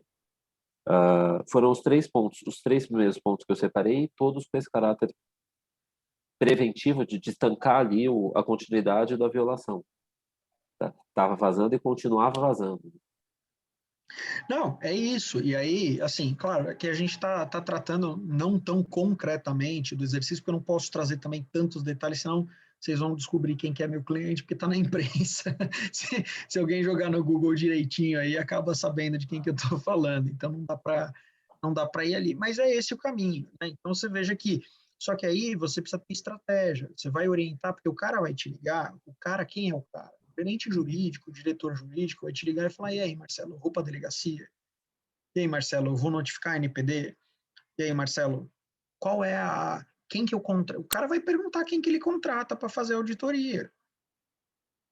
Entendeu? Então, assim, ele vai confiar no advogado nesses casos, muitas vezes. Ele vai virar e falar assim, tá, mas quem que eu contrato para fazer essa auditoria aqui?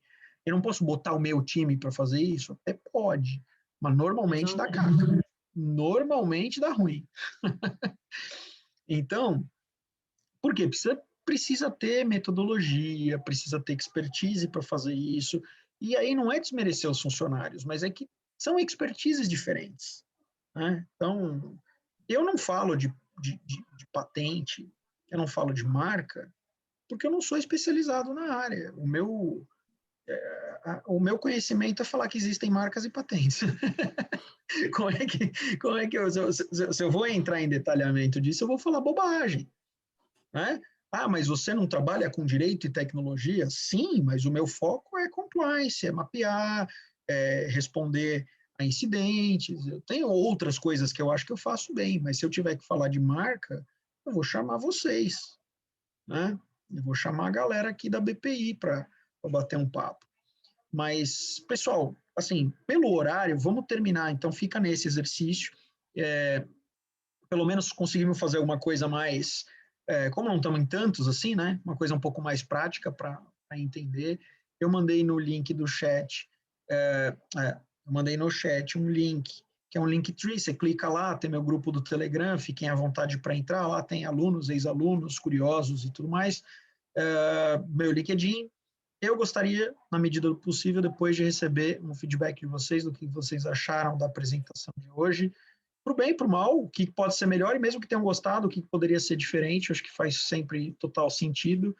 E, mais uma vez, agradecer a todos vocês aí pela oportunidade, é sempre muito gostoso estar aqui na BPI com vocês. Muito obrigado. Nós que agradecemos, né, Pedro? Sempre muito prático, muito sem rodeios e direto ao ponto, né, gente? Como a gente está nesse virtual, quem puder abrir a câmera aí, vamos... o áudio, para a gente dar uma salva de palmas para o Marcelo, receba, sinta-se aí abraçado, enfim, e agradecido aí por esse tempo que você passou aí com a gente. Obrigado, super obrigada. Obrigado, gente.